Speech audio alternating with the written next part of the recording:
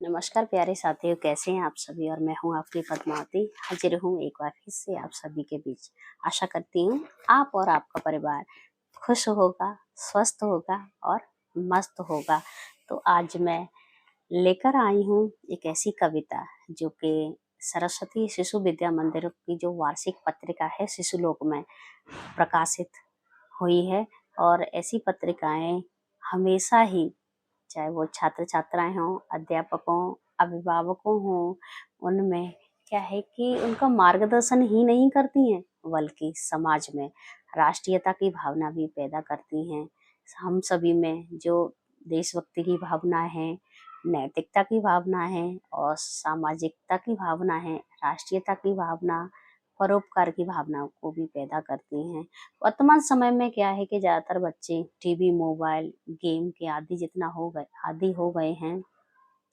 तो उनमें जो तकनीकी जो चीजें हैं, उनमें ज्यादातर रमे रहना ही सबसे बड़ी समस्या है।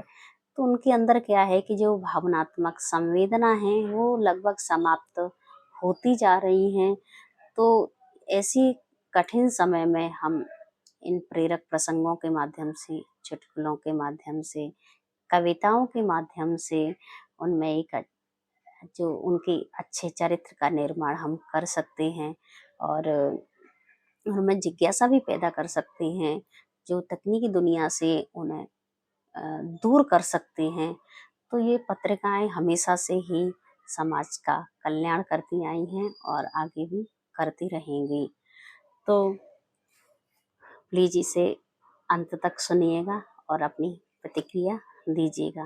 ये कविता आपको अच्छी लगेगी, ये मुझे पूरा विश्वास है। और इसे अपने बच्चों को भी सुनाइएगा, अपने फैमिली में इसे शेयर कीजिएगा। तो आइए बिना देरी किए सुनते हैं। आदत डालो, सुनने की आदत डालो, सुनने की आदत डालो, क्योंकि ताने मारने वालों की कमी नहीं है। मुस्कुराने की आदत डालो, क्योंकि रुलाने वालों की कमी नहीं है। ऊपर उठने की आदत डालो, अपने लक्ष्य को प्राप्त करने की आदत डालो। एक जुनून पैदा कीजिए अपने अंदर, क्योंकि टांग खींचने वालों की कमी नहीं है। छोटी छोटी बातें दिल में रखने से बड़े बड़े रिश्ते भी कमजोर हो जाते हैं। छोटी छोटी बातें दिल में रखने से बड़े बड़े रिश्ते भी कमजोर हो जाते हैं। कभी पीठ पीछे आपकी बातें चलें तो घबराना मत।